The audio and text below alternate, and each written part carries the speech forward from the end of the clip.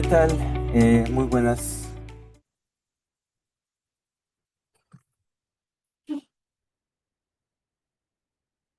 eh, Diego, ¿me están escuchando? Sí, adelante. Ok.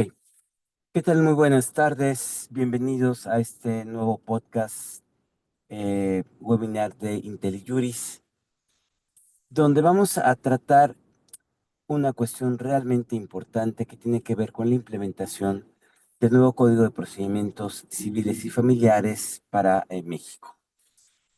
Para este propósito, hemos convocado a dos panelistas de lujo, diría yo.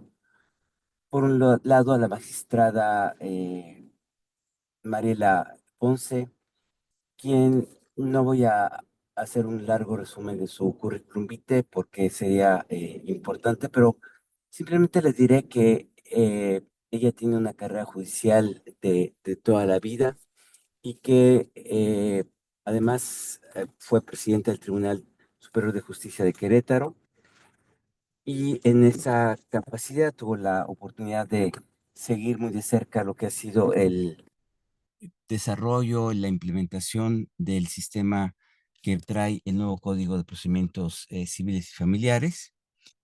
Y por otro lado tenemos a un buen amigo, Leonel, que está transmitiendo en este momento desde Chile, desde Santiago de Chile, y nos está haciendo el favor de acompañarnos en esta tarde, poder conversar sobre la implementación del nuevo Código de Procedimientos Civiles y Familiares en nuestro país. Leonel, por cierto, es un especialista en eh, procedimientos orales, sobre todo. Durante muchos años trabajó en el Centro de Estudio de Justicia de las Américas y ha apoyado muchos de los procesos de implementación de la oralidad en México.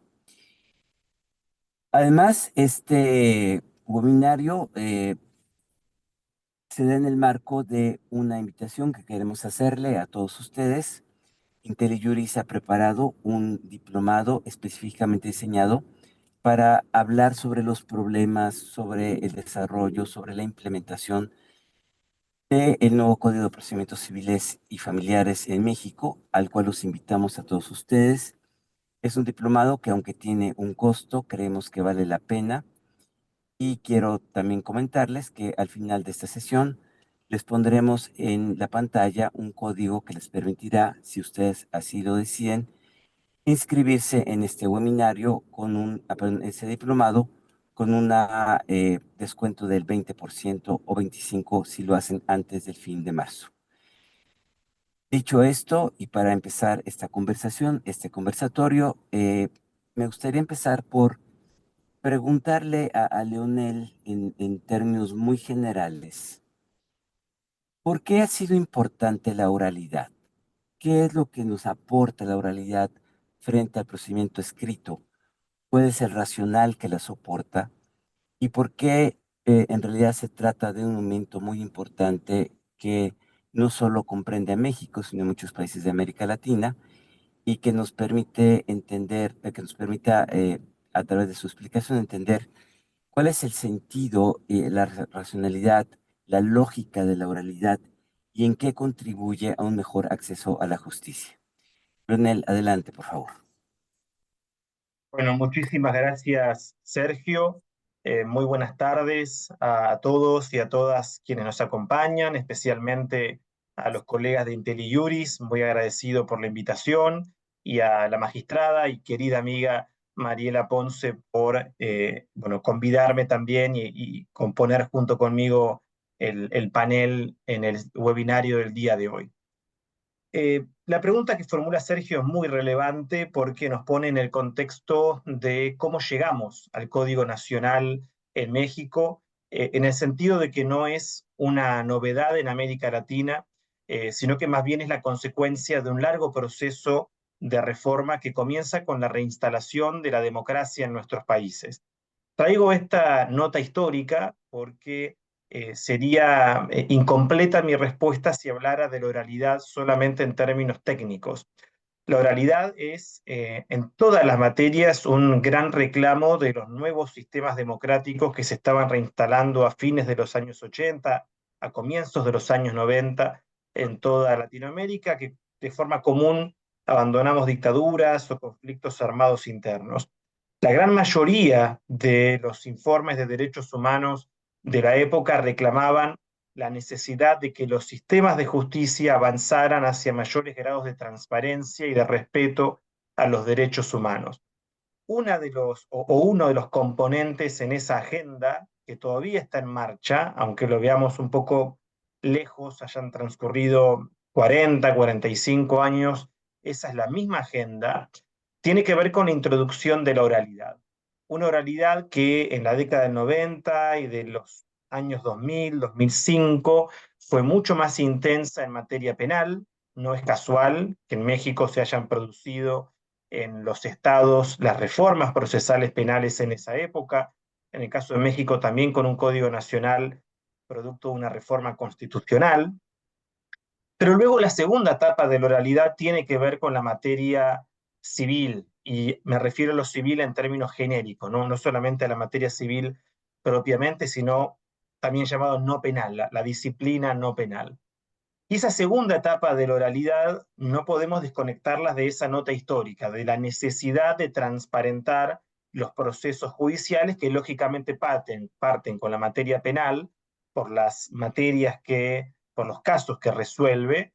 Era mucho más identitario, producto de la salida de contextos autoritarios, entregarle transparencia al sistema de justicia penal, pero esto no era una materia la verdad, limitada a lo penal o privativa de la materia penal, sino que también se exigía en lo civil o no penal. Y esa es la etapa en la que hoy América Latina se encuentra. No es solamente una, una etapa que se esté produciendo en México. Tendremos oportunidad de conversar sobre América Latina tal vez más adelante. Ahora me interesa hacerme cargo de la pregunta, bueno, ¿por qué la oralidad? Yo decía que sería incompleta mi respuesta si solo me refiriera a la parte histórica. La otra parte, que es también relevante, tiene que ver con sus notas técnicas. Ese contexto histórico se complementa al mismo tiempo con instrumentos internacionales de derechos humanos, particularmente la Convención Americana de Derechos Humanos y el Pacto Internacional de Derechos Civiles y Políticos, que son absolutamente claros en la necesidad de que los procesos judiciales, en sentido genérico, incorporen grados de oralidad. Si nosotros revisamos la versión en español de la Convención Americana, particularmente el artículo 8, vamos a encontrarnos con que habla del derecho a ser oído, que cualquier persona de un proceso judicial posee, goza del derecho a ser oído. Ahora, si vamos a la versión en inglés de la Convención Americana, que es la versión original, vamos a encontrarnos con que habla de un right to a hearing, es decir, de un derecho a una audiencia, que claramente es un mandato distinto a un mero derecho a ser oído.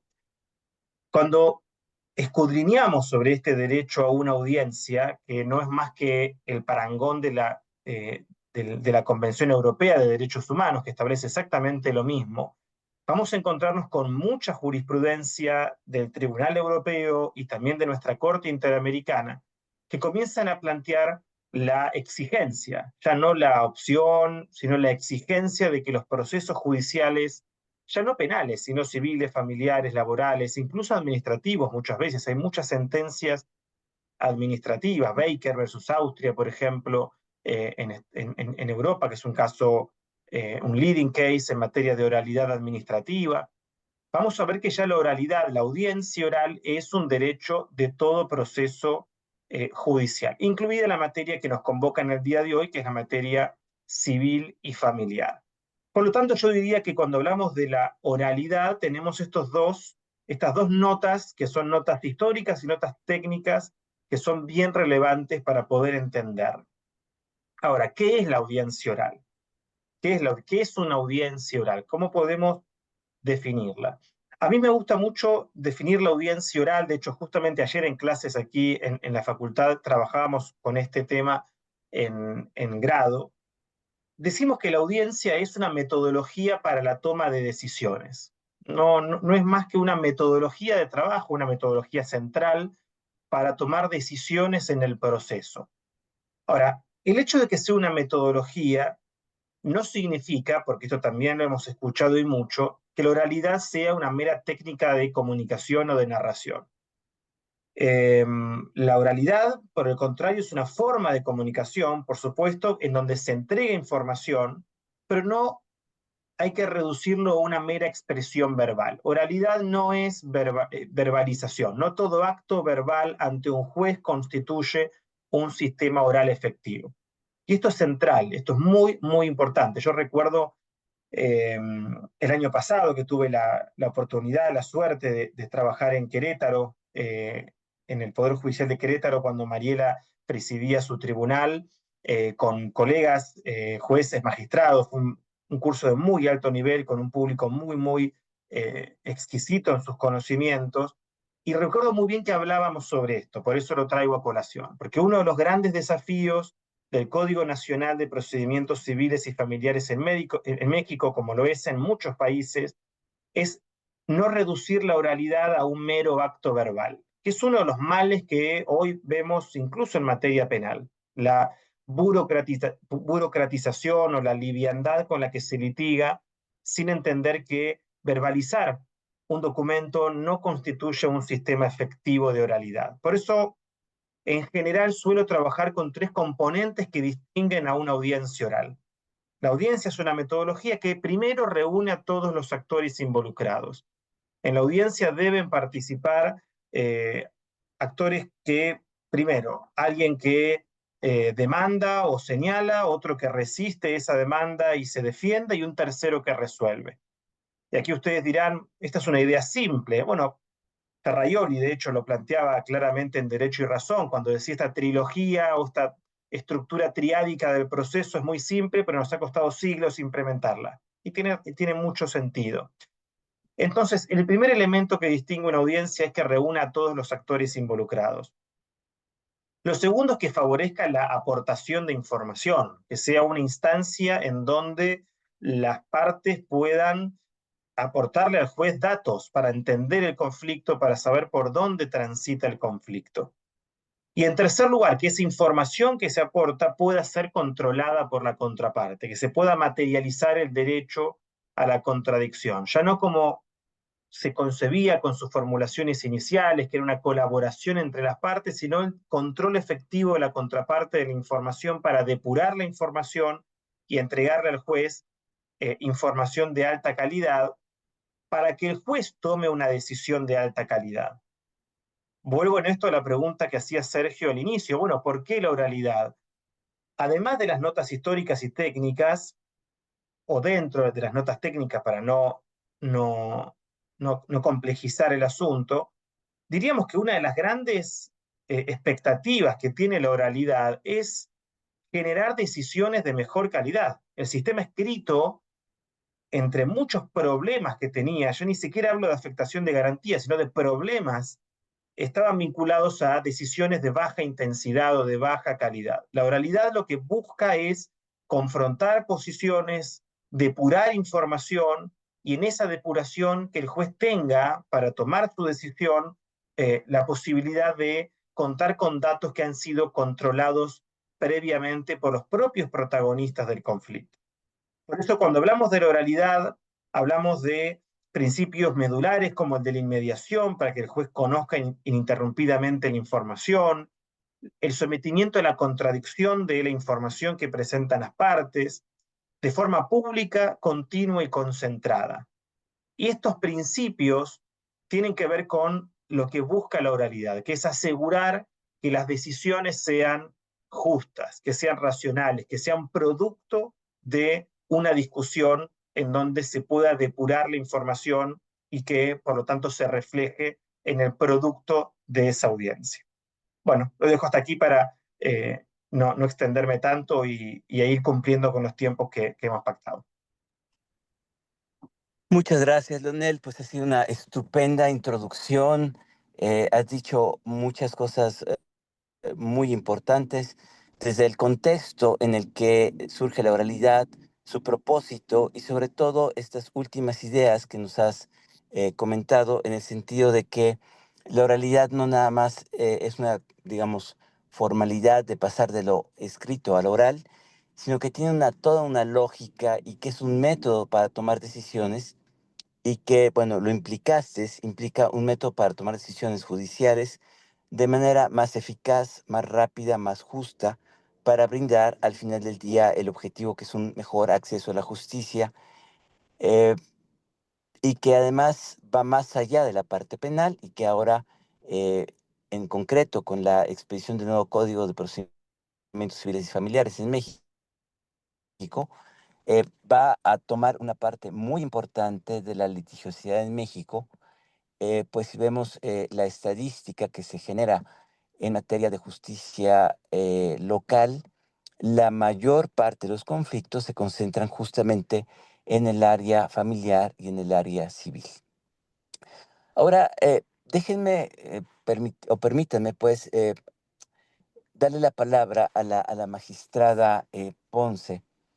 Preguntarle, porque ella estuvo muy cerca, desde cómo se origina en México esta idea de pasar a un Código Nacional de Procedimientos Orales en materia civil y familiar, se la idea, cómo se desarrolla y en qué momento particular se aprueba el código antes de que, y quizás esto lo podremos dejar para más adelante, Mariela, antes de que siquiera imagináramos que iba a haber una reforma judicial del calado que hubo en nuestro país. Entonces te pediría que nos contaras un poco los orígenes y la manera en que se fue trabajando durante varios años este código hasta que hace poco tiempo fue promulgado por el presidente López Obrador. Adelante, Mariela. Muchísimas gracias, doctor. Un gusto estar en este webinario y compartir con el profesor Leonel González. Un gusto, Leonel, y siempre escucharte y aprender de ti. Saludo a todas las personas que nos hacen el favor de acompañarnos y que están interesadas en dos temas muy importantes en cuanto a la implementación del Código Nacional de Procedimientos Civiles y Familiares, pero su implicación con ahora la reforma judicial, que como muy bien lo acaba de decir el doctor López Ayón, pues nunca pensamos que se nos iba a atravesar esta reforma, a pesar de todas las dificultades que ya advertíamos desde un inicio para la implementación del Código Nacional de Procedimientos Civiles y Familiares. Y bueno, para dar respuesta a la pregunta que me hace el doctor Sergio, eh, como ustedes saben, esta publicación del Código Nacional o de este nuevo Código Nacional de Procedimientos Civiles y Familiares es del 7 de junio del 2023, pero de ahí hacia atrás hay mucha historia, hay mucho recorrido. Y creo que es bien importante siempre partir de los orígenes y tomar en cuenta las razones, el por qué estamos transitando hacia un modelo procesal distinto. No es solamente tener hoy unas nuevas reglas en este código, que sea nacional y que además unifique lo civil con lo familiar, con lo cual no estamos muchos de acuerdo, pero no es solamente eso, sino revisar los orígenes, porque cuando no implementamos adecuadamente y como operadores no funcionamos también adecuadamente en las nuevas, con esta nueva codificación, pues nos olvidamos de los orígenes y de esa finalidad que tuvo transitar hacia esta nueva legislación. Pues miren, esto tiene ya muchos años, nos vamos hasta el 2014, 2015, cuando se realiza una consulta nacional sobre justicia cotidiana. Este fue un trabajo muy serio que emprendió el CIDE en su momento y que hubo una serie de foros y de consultas en torno a cómo estaba funcionando la justicia en México. Está el resultado consultable también en Internet, y lo que podemos advertir, muchos temas muy preocupantes del resultado de esta encuesta, de este trabajo, pero si lo pudiéramos sintetizar es que estaba fallando nuestro sistema, bueno, no estaba, está fallando nuestro sistema de justicia. No está teniendo los mecanismos de acceso, y no solo de acceso, sino de tutela judicial efectiva en favor de las personas que día a día están viviendo lo que se denomina la justicia cotidiana, los problemas que nos aquejan a todos los días, desde los asuntos familiares, los asuntos de, por ejemplo, arrendamientos, que son bastantes, incumplimientos de contratos, etcétera, etcétera. Por eso se denomina justicia cotidiana. Entonces, se emprende este estudio, se presenta de una manera muy formal, y el entonces presidente de la República en el 2016 presenta la iniciativa de reforma al artículo 73, fracción 30, trigésima de la Constitución Política de los Estados Unidos Mexicanos, en donde se establece como una de las facultades o una más de las facultades del Congreso de la Unión el generar o el crear una legislación única en materia procesal civil y familiar a nivel nacional. Y bueno, se cumple con esta iniciativa de ordenar el que haya un nuevo código o una nueva codificación. Esta reforma al artículo 73, fracción 30, se publica el 15 de septiembre del 2017, junto con otras reformas de mucha trascendencia, si ustedes las recuerdan, también a nuestra Constitución General. Pero fíjense, ya vamos 2014, 2015, ya llegamos al 2017, que es la publicación de esta reforma para la codificación única. Y en los artículos transitorios de este decreto de reforma a la Constitución, se dio un plazo máximo de 180 días para tener ya esa legislación única. Ese plazo se venció en demasía. Se tuvo que acudir incluso a la Suprema Corte de Justicia de la Nación en un amparo por omisión legislativa, y la Corte instó al Congreso de la Unión a que cumpliera ya, y le dio otro plazo fatal para que cumpliera ya con expedir este Código Nacional. Entonces, a pesar de que se detectó en este estudio, en esta consulta nacional sobre justicia cotidiana que les comento, la necesidad de transitar ya, de modificar nuestro sistema procesal y nuestros sistemas de justicia para dar una mejor respuesta a los justiciables, pues se tardó demasiado todo este proceso. A eso le sumamos que también el Congreso de la Unión no cumplió con publicar en tiempo el Código Nacional. Y 5 años después de que venció el plazo fatal, es decir, de estos 6 meses que vencieron en marzo del 2018, hasta 5 años después es cuando se publica, bueno, un poquito más de 5 años, 2 meses y medio, se publica el Código Nacional de Procedimientos Civiles y Familiares, como ustedes saben, el 7 de junio del 2023. Desde ahí, pues advertimos muchas problemáticas propias de la implementación. El doctor Sergio López Ayón me invitó a colaborar en un artículo que hicimos juntos. Los invitamos a que lo puedan consultar. Está en Nexos, en el Juego de la Corte de la revista Nexos, y lo pueden encontrar en internet sobre todo lo que implicaba o todas las problemáticas que nosotros ya visualizábamos desde entonces para una implementación eficaz y adecuada del Código Nacional de Procedimientos Civiles y Familiares, y como les decía hace un rato, dar respuesta adecuada y efectiva a toda esta población que está necesitando de una justicia más pronta, como nos dice el artículo 17 constitucional, más pronta, más cercana, mucho más accesible, pero pues es fecha que no se hace eso realidad. Porque además el artículo, perdón, los artículos transitorios ya del Código Nacional, como también saben, nos dio el plazo fatal de estar implementado en su totalidad al 1 de abril del 2027. Y bueno, pues ahí tenemos otra problemática que ya abordaré un poco más adelante, porque además de todas estas problemáticas que nosotros advertimos en un inicio, como una falta de presupuesto, un tiempo adecuado, si por ejemplo para la implementación de la oralidad penal nos dieron 8 años y no fue un plazo suficiente, pues imagínense para implementar un procedimiento civil y familiar ahora con un sistema de audiencias y de oralidad que impacta al 75% de los casos, al menos el porcentaje que nosotros tenemos acá en Querétaro, el 75% de los casos de los que conoce el Poder Judicial están divididos entre materia civil y familiar, y con un porcentaje mucho más alto, la justicia familiar en relación con la civil. Entonces, darnos menos de 4 años para implementar es muy poco tiempo. ¿Por qué? Porque tenemos que estar haciendo capacitaciones a marchas forzadas, tenemos que estar solicitando los presupuestos para hacer todas las adecuaciones, toda la infraestructura, las salas de audiencias, los presupuestos para equipar. Los sistemas de grabación no son nada económicos, y todas estas dificultades se acrecientan cuando vemos los artículos transitorios del código y nos dicen los poderes judiciales lo van a implementar con sus propios presupuestos y que van a tener que solicitar. Híjole, sabemos cómo está el tema de los presupuestos en los poderes judiciales locales.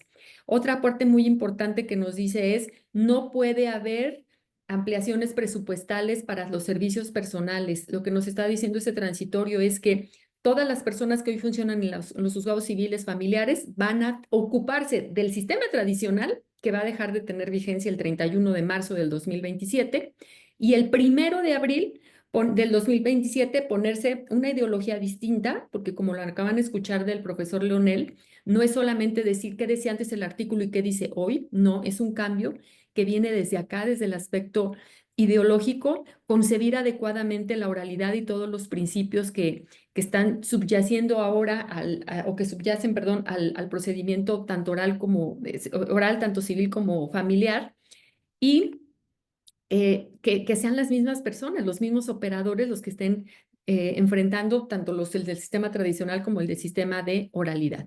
Entonces, bueno, el artículo 9 transitorio habla también de un plan de implementación. Nosotros aquí en Querétaro cumplimos con ese plan de implementación. Incluso se acercaron otros poderes judiciales, compartimos nuestro plan de implementación para que lo fueran generando.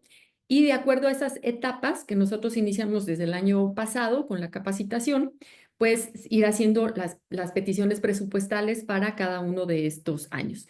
Entonces, a pesar de todas esas dificultades, y reitero, los invitamos a leer el artículo para no abundar mucho en eso, nunca nos imaginamos que se nos iba a atravesar una reforma al Poder Judicial o a los poderes judiciales, que eso genera otras implicaciones muy delicadas, muy preocupantes, y que pues me ocupo de ellas también más adelante, doctor.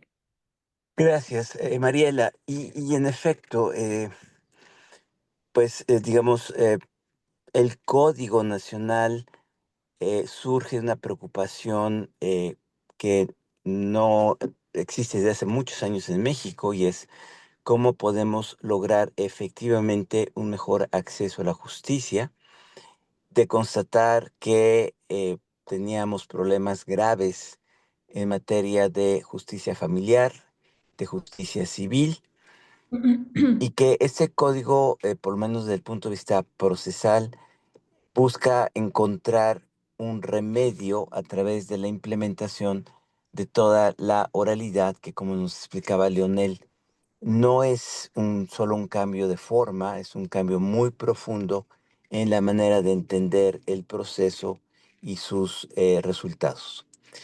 Pero bueno, ya Mariela nos hizo el favor de platicarnos cómo estaba el panorama, cuáles fueron las vicisitudes, que fueron muchas, de la creación y promulgación de este nuevo código. Y me gustaría, aprovechando que tenemos a Leonel en el programa, preguntarle, yo imagino que México no es el único país donde se ha dado una transición eh, a la oralidad, no solo en materia penal, sino en particular en materia civil y familiar. ¿Cuál ha sido la experiencia de otros países en esta dirección, Leonel? ¿Qué podemos aprender y qué podemos traer como una referencia que nos ayude a emprender y a conseguir con éxito que, como dice Mariela, dentro de 2 años tengamos por lo menos indicativamente en marcha un sistema que va a transformar, me parece, la justicia local, porque ya no solamente es la materia penal, también es la materia civil, la materia familiar, la materia laboral y la materia mercantil. Leonel, tú que tienes este gran mirador que es América Latina, ¿qué nos puedes comentar al respecto? Bueno, efectivamente hay un proceso en marcha hace ya muchos años respecto a la transición de un modelo escrito hacia un modelo oral en materia civil. Ahora, ese proceso en marcha tiene algunas características peculiares que lo vuelven un proceso muy particular, con rasgos muy propios, distintos a los que se han dado en materia penal. Aquí los colegas que nos acompañan saben muy bien que en materia procesal civil, insisto, hablando en civil en términos generales, hay dos grandes modelos que históricamente han explicado el modo de funcionamiento de la justicia civil, que son el modelo liberal o adversarial y por otro lado el modelo activista o publicista, que son modelos tradicionales que históricamente hemos aprendido, estudiado, enseñado. Ahora, ¿por qué recién decía que tiene ciertas particularidades el proceso de transición en materia civil. Porque cuando uno mira la práctica, es decir, los resultados, lo que ha ocurrido en estos años en otros países, nos encontramos con que en la práctica estos modelos se han comenzado a desdibujar. Cuando miramos, por ejemplo, el sistema adversarial en Estados Unidos, que es uno de los países pioneros en derecho procesal adversarial, de hecho el propio Tarufo critica el modelo estadounidense porque allí se le han dado amplios poderes probatorios al juez, en un contexto en donde históricamente Estados Unidos reposaba mucho más fuertemente en el trabajo de las partes. Cuando miramos Europa, por ejemplo, miramos el caso de España, en el año 2000 se introdujo un sistema oral en materia civil, pero reformado posteriormente para introducir lo que se denomina las sugerencias de pruebas no vinculantes del juez. Ahora, si venimos hacia nuestra región, hacia Sudamérica, también tenemos ejemplos muy claros de esta transición con modelos que se han ido desdibujando. El caso de Chile, aquí, en donde yo vivo, en el año 2005, se produjo una reforma en la justicia de familia que introdujo la posibilidad de la autorrepresentación en casos de divorcio, pero que rápidamente hizo colapsar al sistema. Y luego, con una intervención de la Corte Suprema, se fue restringiendo esta posibilidad y hoy tenemos un sistema en materia familiar en Chile, que está cumpliendo 20 años y que ha ido introduciendo innovaciones muy interesantes. Por ejemplo, toda petición se resuelve en una audiencia, un centro de medidas cautelares para situaciones de vulnerabilidad, lógicas de case management en donde la administración del tribunal categoriza los casos, se adelanta la información que se va a solicitar y de algún modo se estandarizan los documentos que las partes deben presentar, una división de funciones muy tajante entre la jurisdicción y la administración, que esto México lo conoce muy bien por sus experiencias estaduales. Por lo tanto, tenemos en el caso de Chile un buen ejemplo de cómo la justicia de familia, como en todos los procesos de cambio, requieren de tiempo para que se asienten esos procesos. Y esto lo quiero resaltar porque nos encontramos, se encuentran en México en un momento de transición en donde muy probablemente muchos y muchas colegas estén observando las transiciones que muchas veces son complejas, turbulentas, con resistencias. Bueno, es parte del proceso de cambio. Todo proceso de cambio, todo cambio cultural, como decía Sergio, todo cambio cultural requiere su tiempo de asentamiento, o lo que Alberto Binder llama la adquisición del punto de equilibrio. Es decir, cuando ya el sistema está asentado y las reglas son conocidas, aceptadas, consensuadas. Pero en todos los países, por eso doy la nota del caso chileno, las transiciones llevan su tiempo de acomodación. Ahora, algo que sí es relevante a propósito de la experiencia latinoamericana es entender cuáles son las lógicas a las que aspira el sistema. Es decir, si es un sistema que aspira hacia un juez más proactivo, hacia un juez más retraído, con una posición más proactiva de las partes. Esto me parece muy relevante y es un debate que vamos a dar, de hecho, en la diplomatura que Sergio adelantaba hoy más temprano. Vamos a discutir cuando tengamos las clases sobre cuáles son los modelos, cuál es el modelo por el cual optó el Código Nacional de México, desentrañando muchas veces, como muy bien explicaba Mariela, los procesos políticos que se trasladan en textos normativos, pero que luego tenemos que desentrañar para poder realmente saber la expectativa que ese código tiene en las prácticas de los operadores. Pero sí quiero ser claro respecto de que hoy en América Latina tenemos un movimiento de reforma civil que tiene sus propias características y que no responde con exactitud a ninguno de los dos modelos tradicionales que hemos visto recién.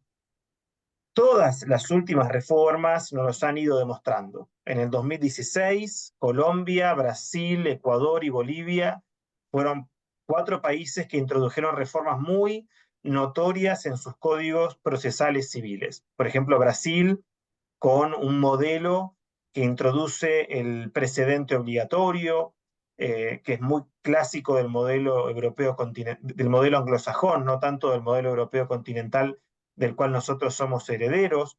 En el 2018, Nicaragua y Costa Rica, tenemos muchos países que han ido desdibujando los modelos. Ahora, para ir cerrando este punto, lo que sí es un eje transversal es que el debido proceso, como concepto central en la estructuración y el diseño de los procesos civiles, ha estado presente de una forma muy liviana en los códigos. Y esto me parece algo que tenemos que ponderar porque hay una exigencia convencional, no es una mera opción del legislador, sino que, como decíamos antes, el derecho a contar con una audiencia oral y pública y que el tribunal que conozca los asuntos sea un órgano independiente e imparcial, no son opciones del legislador, sino una exigencia del artículo 8.1 de la Convención Americana y del 14.1 del Pacto Internacional. De hecho, hay pronunciamientos explícitos de la Corte Interamericana de Derechos Humanos sobre este tema, como el caso Baena contra Panamá del año 2001, en donde se comienza a configurar la idea de que la audiencia oral exige de tres elementos: inmediación, publicidad y contradicción, que no son más que una derivación directa de la oralidad, porque la oralidad es el único mecanismo para asegurarlo.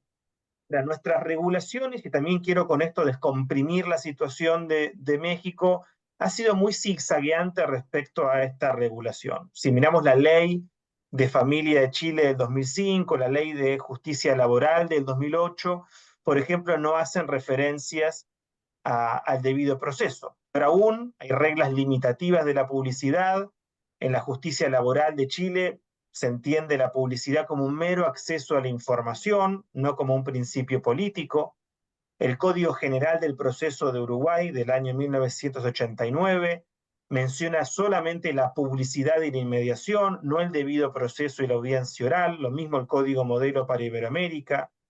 En Argentina, el Código Nacional establece en la audiencia, en el código, la audiencia preliminar, pero no muy utilizada. ¿Qué quiero decir con todo esto? Que el verdadero cambio está en el campo de las prácticas.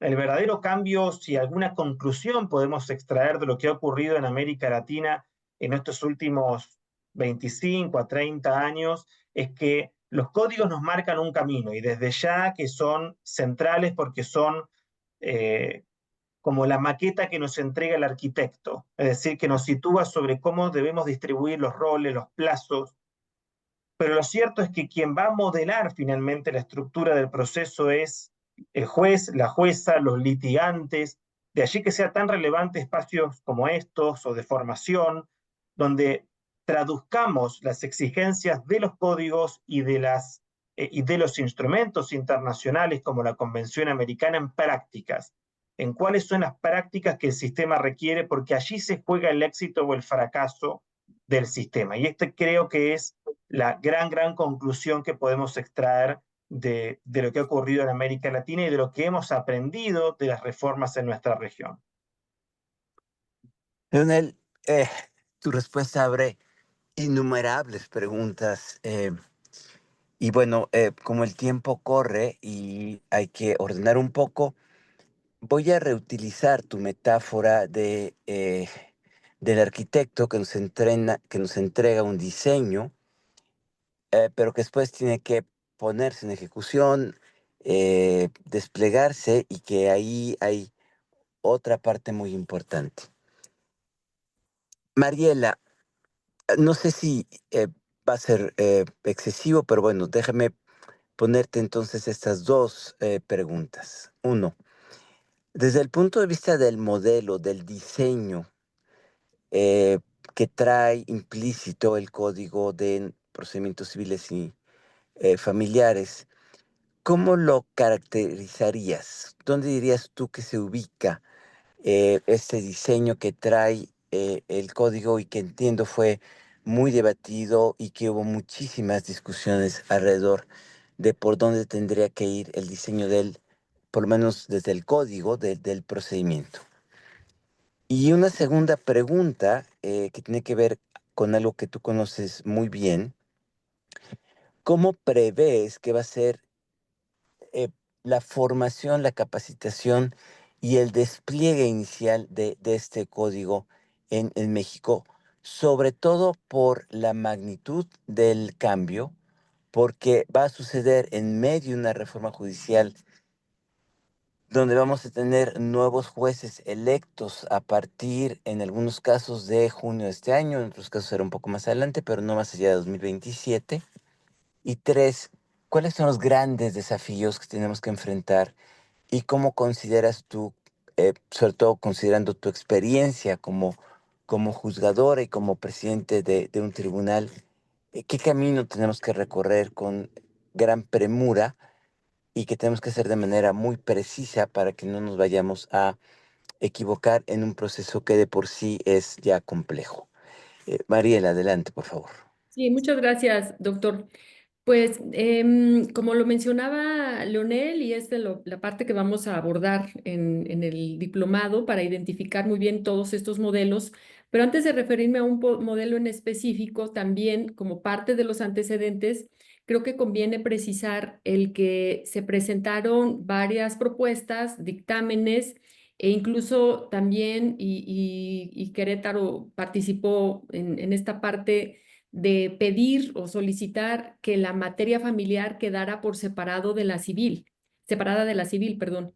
Lo cual, bueno, finalmente no se logró y tenemos en un solo código dos materias que hoy seguían o sus principios y sus modelos de jueces incluso son muy distintos, el del juez, el del juzgado civil o el del juez civil con el del juez familiar.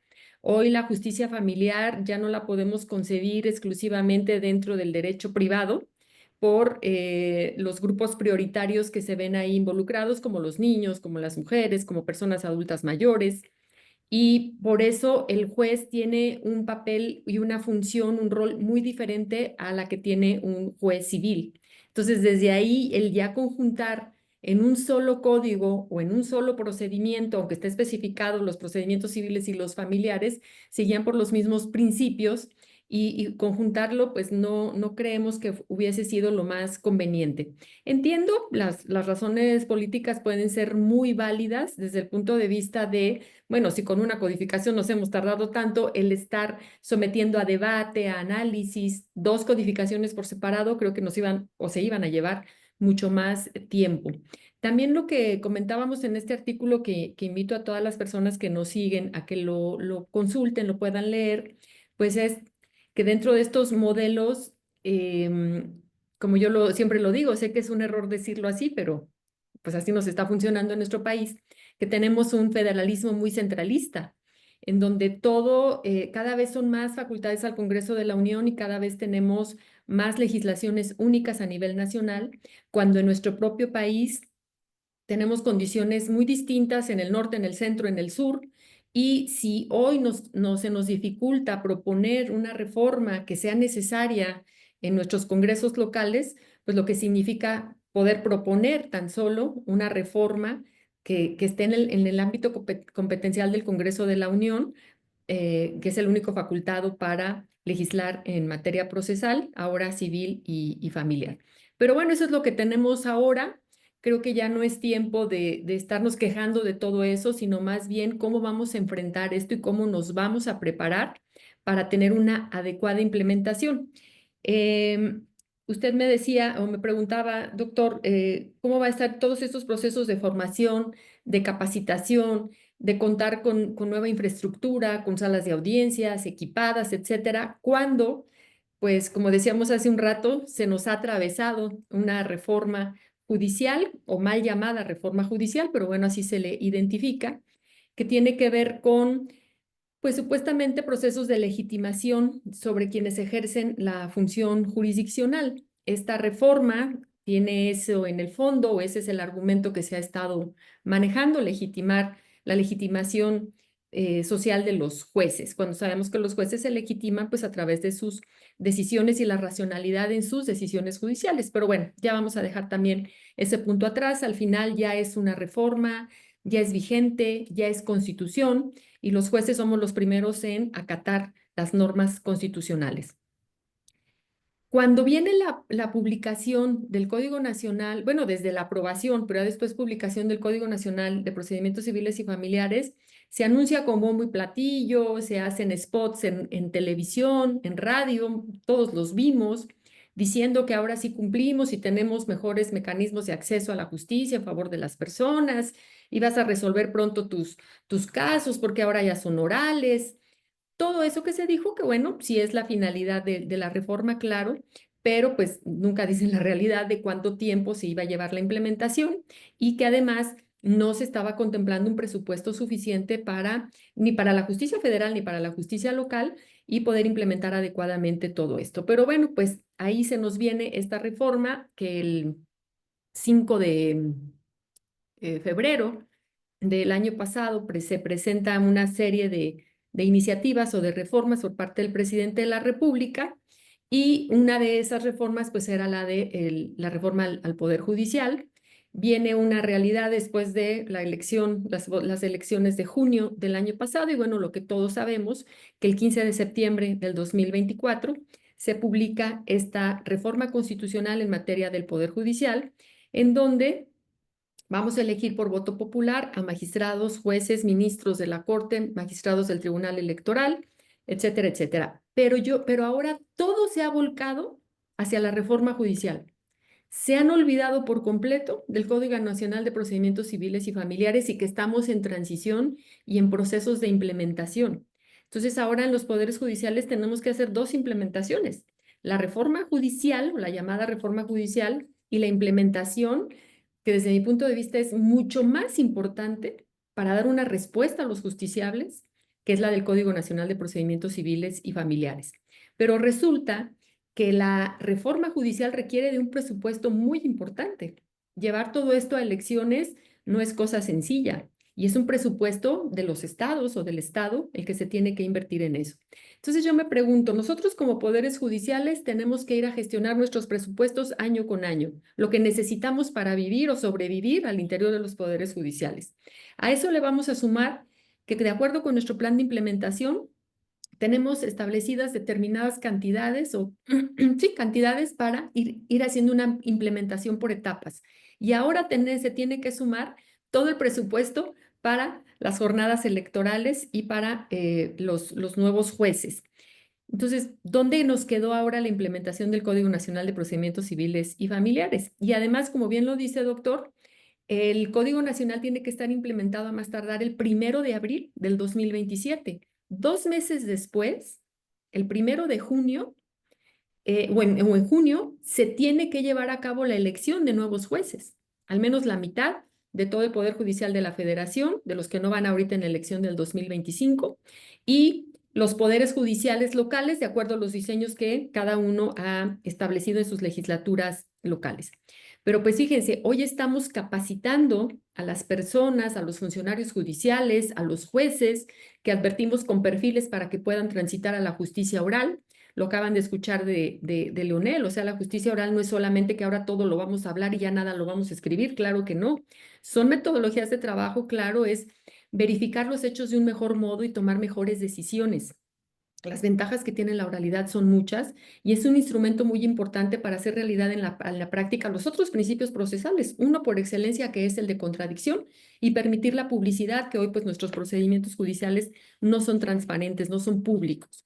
Entonces, toda esta problemática que tenemos enfrente, capacitando hoy al capital humano, que es muy valioso en los poderes judiciales, pues resulta que ellos se nos están yendo. Se nos están yendo jueces, secretarios, proyectistas, que ya están en sus procesos de jubilación o pensión quizá, y dicen, pues yo mejor me voy antes de que nos alcance esta reforma, no tanto por querer asegurar algo, ¿no? Sino porque es indigno que nosotros que somos de carrera judicial, yo tengo 30 años de carrera judicial, pues ahora yo diga, me voy a ir a campaña para que me elijan juez o para que me elijan ser magistrada. Eso no va con nuestros principios ni valores que son propios de la judicatura. Entonces entiendo perfecto que todas estas personas que tienen la posibilidad se puedan ir yendo, pero pues estamos capacitando a los que se nos están yendo son los que estamos capacitando. Ahora, el código genera una reformulación de valores y principios válidos hoy para los procesos. Hoy tenemos muchas normas constitucionales que impactan en nuestros procesos jurisdiccionales, en materia civil, en materia familiar, por supuesto. Si es complicado que hoy las personas con carrera judicial comprendan adecuadamente estos cambios ideológicos, que cambien de modelo de juez, porque estamos muy acostumbrados a un sistema de juez o un modelo de juez autoritario, como lo decía también Leonel, y con todo respeto, es el sistema que hoy tenemos. Si ahí da trabajo, pues imagínense cuando vengan los inexpertos a tener la justicia en sus manos, la justicia civil y familiar. Y digo inexpertos porque si bien a la elección van a poder entrar personas con carrera judicial, que bueno, pero también personas que tengan licenciatura en Derecho, que hayan pasado con 8, que cubran los demás requisitos, y si ganan por votación, pues serán los nuevos jueces. Entonces creo que es muy complicado o se ve un panorama muy, muy difícil por las dos implementaciones, tanto de la reforma judicial como del Código Nacional, y la atención tienen que estar centrada, pues sí, en todos los que van a llegar y capacitarlos, pero también esta es una muy buena oportunidad para todos los abogados, para todo el foro. Hay una frase que dice, el foro de abogados tiene los jueces que merecen. Es en los abogados, o son los abogados, los que también no deben bajar la guardia, no es tiempo de claudicar, y prepararse adecuadamente en el entendimiento y una comprensión adecuada de este nuevo Código Nacional para hacer frente ahora en los procedimientos que van a tener con los nuevos jueces, que algunos serán de carrera judicial, pero muchos otros no lo serán de carrera. Estos son los desafíos que creo estamos enfrentando, doctor, y espero, ya para no excederme en el tiempo, dar respuesta a estas 3 preguntas que me formuló.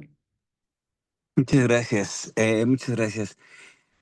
Leonel, tú tienes una enorme experiencia en capacitación.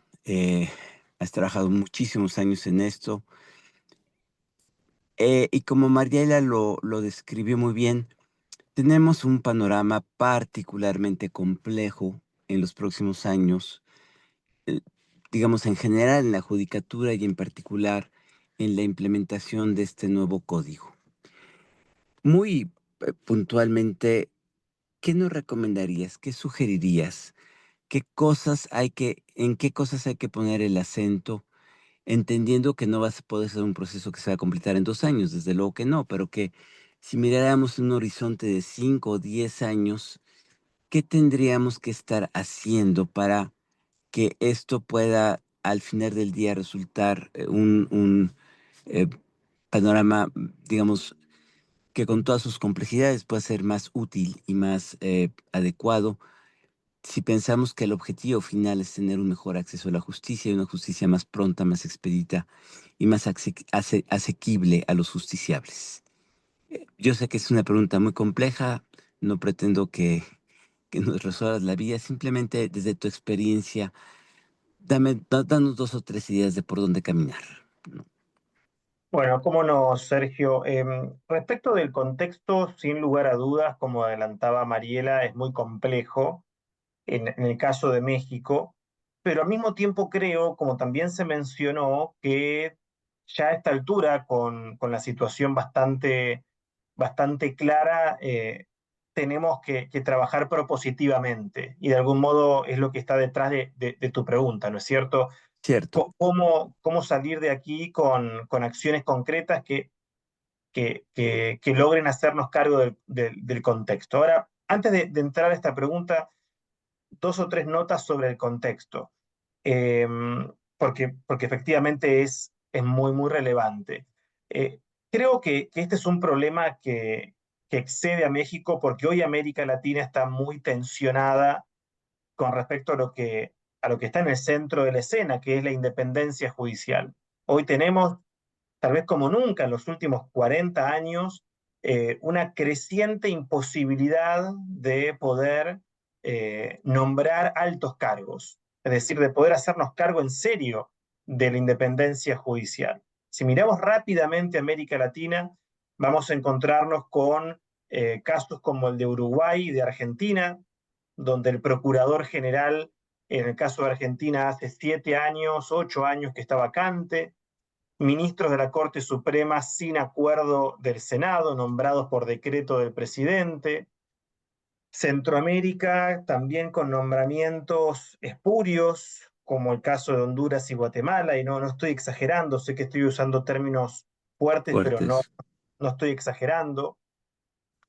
Eh, una creciente discusión en torno a la necesidad de rediseñar el sistema de nombramiento de jueces en países como Chile, por ejemplo. Y el caso de México se encuentra en este contexto, en un contexto de discusión para mí legítima de fortalecimiento de la independencia judicial. De hecho, esta es una para mí de las discusiones más importantes que estamos teniendo en términos del diseño del poder judicial en las últimas décadas, ni siquiera comparable con las reformas procesales. Un profesor argentino, Julio Mayer, decía que la verdadera reforma estaba en las leyes orgánicas del Poder Judicial, no tanto en las reformas procesales. Ahora, claramente la salida de México, y comparto absolutamente, no es la correcta. Pero no estamos aquí para adjetivar o para calificar, sino para pensar hacia adelante, pero no quería dejar pasar esta nota de contexto sobre la gran discusión que tenemos sobre la independencia judicial, que, bueno, en ciertos casos nos empuja a soluciones que no son las correctas, pero que en el fondo estamos discutiendo formas creativas, a veces no tan creativas, sino perjudiciales para poder fortalecer la independencia. Pero esta es la situación que tenemos. Ahora, hacia adelante, ¿qué es lo que podemos hacer? Yo creo que hay 2 o 3 cuestiones que sí son determinantes. En primer lugar, reconocer que con estos operadores o con otros que sean electos distintos a los actuales en el ejercicio del cargo en el Poder Judicial, lo que debe estar claro es cuáles son las reglas de juego que tienen que jugar. Me parece que tenemos que en esto despersonalizarlo y más allá de los nombres, sí trabajar muy claramente en cuáles son las reglas de juego que impone, en este caso que nos convoca hoy, el Código Nacional de Procedimientos Civiles y Familiares. Hay mucho trabajo todavía para desentrañar las reglas concretas en las que se traduce este código. Me parece que un esfuerzo tiene que estar puesto en la construcción de esas reglas prácticas de trabajo. Yo soy un convencido de que la capacitación judicial no se reduce a una clase expositiva de un profesor frente a una sala de clase.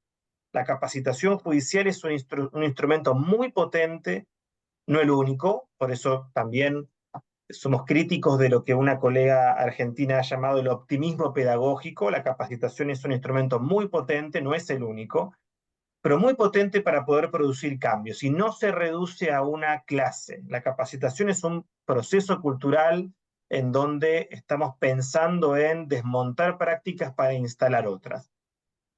De allí que yo diría, Sergio, que una primera estrategia, una primera acción muy concreta es trabajar en cuáles son las reglas de juego a la que nos convoca el Código Nacional. Y por reglas de juego me refiero a prácticas.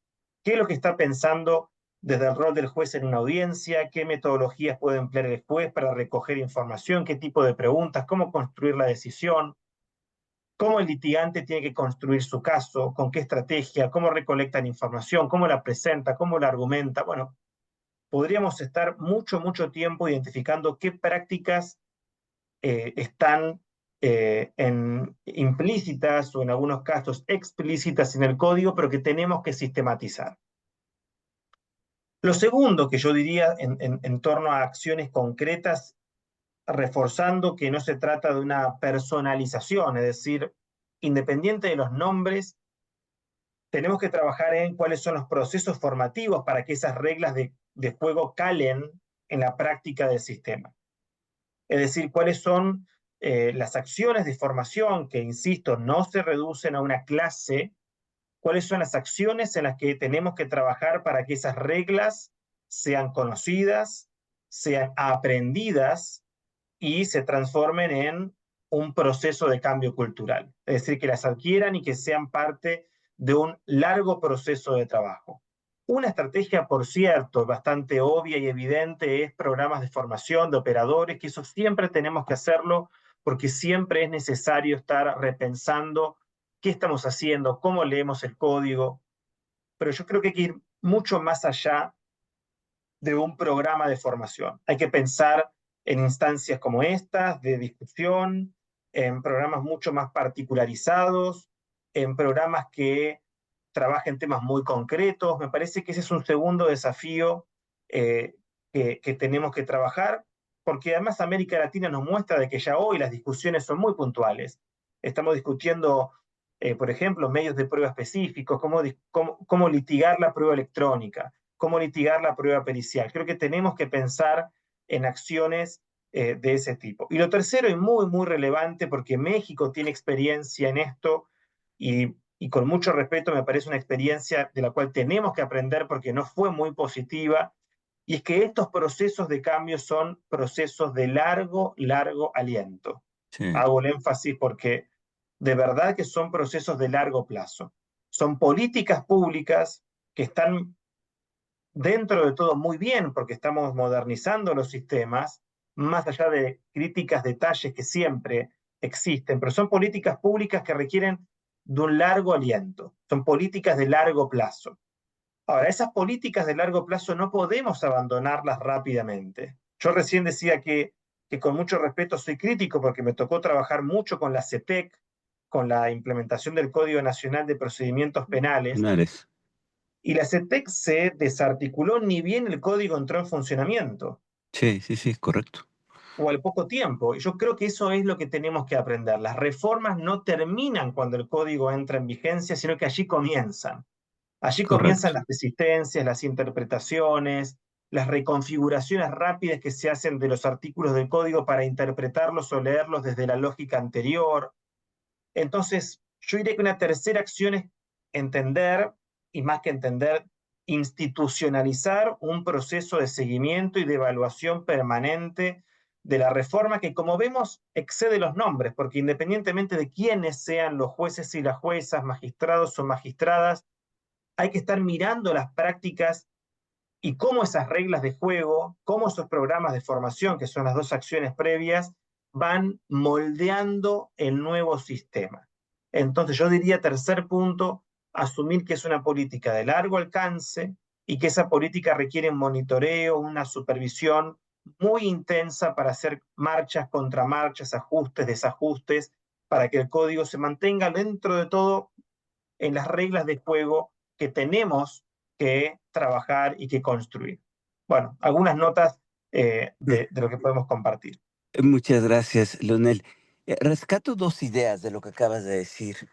Una, que la crisis judicial no es singular a México, realmente atraviesa a todo el continente y que ahí la singularidad mexicana quizás es una reforma que a todos nos sorprendió por su calado y por su audacia, digamos, en el parte del diseño institucional, aunque también tenemos dudas de que haya sido la reforma que necesitábamos, por un lado.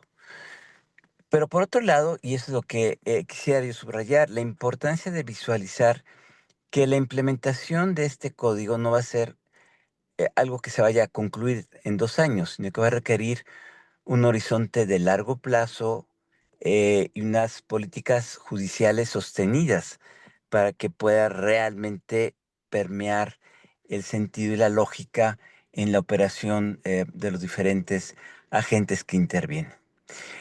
Y bueno, antes de concluir, sí me gustaría, y sabiendo que ya es un poquito tarde, pero bueno, nuestro público está todavía conectado, Mariela, ¿qué mensaje transmitirías tú a los nuevos jueces que van a tomar posesión? Algunos el 1 de junio, después habrá otros momentos, sobre la importancia que tiene este código, este viraje en las reglas procedimentales y este sentido profundo de justicia incompleto que todavía existe y que existirá por un largo rato, me temo, en nuestro país. Tú que has hecho una carrera judicial de 30 años, ¿Qué mensaje les daría si tuvieras que hablarles mañana a estas personas que van a ser próximamente jueces electas y que van a tener frente a sí una enorme tarea, no solo de resolver lo que ya está, sino de prepararse para resolverlo de una manera diferente? ¿Y cuál es el ánimo que permea este cambio a una oralidad que quiere ser más allá de un simple cambio de pasar de lo escrito al oral, a construir una nueva concepción de la manera de impartir justicia y de tomar decisiones judiciales? Sí, doctor, si me permite, nada más previamente lo que menciona Leonel de toda la Sí, experiencia de CETEC y que ahorita no estamos recogiendo las buenas experiencias, tuvimos malas experiencias y no se están recogiendo para este nuevo código en materia civil familiar, pero si la CETEC al menos sí se preocupó y ocupó de irnos guiando, de irnos apurando con productos terminados y ya tienen plazos fatales, etcétera. Bueno, pues ahora nuestro Código Nacional de Procedimientos Civiles y Familiares crea en los artículos transitorios una comisión que pues imagínense ustedes que esa comisión de implementación o de seguimiento está conformada al menos como por unas 70 personas. sí, Todos los correcto. presidentes de cada uno de los poderes judiciales, del Consejo de la Judicatura, el Congreso de la Unión, etcétera, etcétera, y está ubicada en la Secretaría de Gobernación. Tuvimos 2 reuniones, no ha habido una tercera por el cambio de gobierno en el Ejecutivo Federal, pero pues ahí está la comisión que se ve difícil que pueda tener un trabajo, al menos incluso cercano a lo que hizo CETEC Sí, en su aspecto positivo. Y bueno, correcto. yo qué le diría, pues tanto a los jueces como también a los operadores, a los abogados, nos tenemos que tomar muy en serio todo esto. No es, minimizar como se hizo también en la materia penal. Hay cursos que se ofertan, cursos de oratoria si quieres ganar los nuevos juicios orales. No, esto no se trata de una retórica que tenga que ver con una elocuencia agradable, buena, para que los jueces te concedan la razón jurídica. Claro que no, creo que no tenemos que llevar a eso este tema de la oralidad y atenderla adecuadamente. Entonces yo primero diría tomarnos muy en serio esto. 2, tomar en cuenta los orígenes, las razones de por qué tenemos una nueva codificación con nuevos principios, valores, etcétera, con un nuevo modelo procesal o modelos procesales implícitos, con un nuevo modelo de juez, porque al rato es muy fácil culpar al sistema, culpar al código, culpar a las nuevas reglas, echarle la culpa al legislador y decir no hiciste bien tu trabajo. No, la culpa no es de las leyes. Nunca vamos a tener leyes perfectas. La culpa va a ser de nosotros, de los operadores, que no le demos una respuesta efectiva a los justiciables. Los justiciables no están para que nosotros estemos ensayando con ellos. Esto no es ensayo-error. Y aunque vienen nuevos jueces, con un proceso de selección distinto, que ahora es el voto popular, que como decía hace un rato, podrá llegar gente de carrera judicial, pero podrán llegar muchas otras personas que no tengan ninguna experiencia en la función jurisdiccional, con mayor razón ellos se lo tienen que tomar en serio. Y como también decía, los abogados prepararse adecuadamente para entender y comprender estas nuevas reglas del juego de las que nos hablaba el maestro Leonel y poder operar adecuadamente en la práctica estos procedimientos o estas nuevas reglas del juego. Ahora con lo que comentaba Leonel en el diplomado que hemos organizado, que va a impartir IntelliJuris, de hecho, en la primera clase se habla de esto, de las transiciones jurídicas. ¿Qué está detrás de una transición jurídica? No es dejamos un modelo escrito y nos vamos a un sistema oral, dejamos los códigos procesales locales y nos vamos a un código nacional. Es una transición jurídica y tenemos que entender qué es una transición, qué hay en el contexto social, político, para que vengan transiciones jurídicas que impactan en lo procesal. En la primera sesión nos vamos a dedicar a eso. Viene el maestro Segbe, Alejandro Segbe, es una persona que conoce, vamos a llamarle el origen del código, en cómo está hoy en su articulado y en sus normas y en su sistemática, porque él trabajó desde el Senado de la República, en la parte del grupo de asesores, y trabajaron todas estas normas. Imagínense contar con la experiencia de una persona que nos pueda decir cómo se fue diseñando ya todo esto a partir de un antecedente muy importante, como decíamos, esta encuesta nacional en justicia cotidiana. Entonces, ese sería el mensaje que yo mandaría, doctor, tomarnos esto muy en serio, prepararnos y capacitarnos adecuadamente, tener mucho cuidado a dónde acudimos a nuestras capacitaciones, que no diga, ay, fui a una conferencia y me dieron un papel que dice que aquí tomé un curso de tantas horas y ya estoy capacitado, o me fui a mis cursos de oratoria para ganar los juicios Mm. orales. En las audiencias no, eso no funciona. Esto es mucho más de fondo y creo que tenemos que acercarnos con instituciones serias que conformen contenidos programáticos que tengan como finalidad entender, comprender y aplicar adecuadamente las normas. Son niveles de conocimiento que, como bien decía Leonel, no se agotan con una clase, sino con una serie de tareas, de actividades, tanto teóricas como prácticas, y que nos exige mucho. Siempre nos va a exigir mucho un cambio procesal, siempre, pero hoy nos exige mucho más con este cambio que vamos a tener a nivel de los poderes judiciales, federal y locales. María, muchísimas gracias. Y pues sí, concluiría con esta invitación eh, a participar en este diplomado que hemos organizado en IntelliJuris y que yo no podría decir que va a agotar el tema, sino al contrario, va a ser una especie como de eh, primer plato, de primer tiempo, de inducción, de conocer a grandes rasgos los diferentes elementos del código y que permitirá en el futuro seguir profundizando, porque como decía Leonel muy bien y como también mencionaba la magistrada, este es un proceso de largo aliento y que va a implicar no solo a los jueces, no solo a los funcionarios judiciales, sino también a los abogados, a los postulantes, a la profesión jurídica en general, y que nos plantea un reto como profesión, que también Mariela lo dijo muy bien. El reto no es aprender nuevas reglas procesales y hacerlas de maneras diferentes. El reto es brindar auténticamente un servicio de impartición de justicia que pueda dar, que pueda resolver las necesidades de las personas que se acercan a la justicia, que lo haga de manera imparcial, expedita, independiente, eh, y la manera más justa posible en términos de lo que cada quien puede entender por justicia. Yo les agradezco muchísimo a ambos, a Leonel, a Mariela, que hayan participado en este webinario. Muchísimas gracias, Mariela. Muchísimas gracias, Leonel. Muchísimas gracias a nuestros amigos que nos han acompañado, a nuestros amigos y amigas que nos han acompañado esta noche y nos veremos próximamente en algún otro webinario de IntelliJuris. Muchas gracias.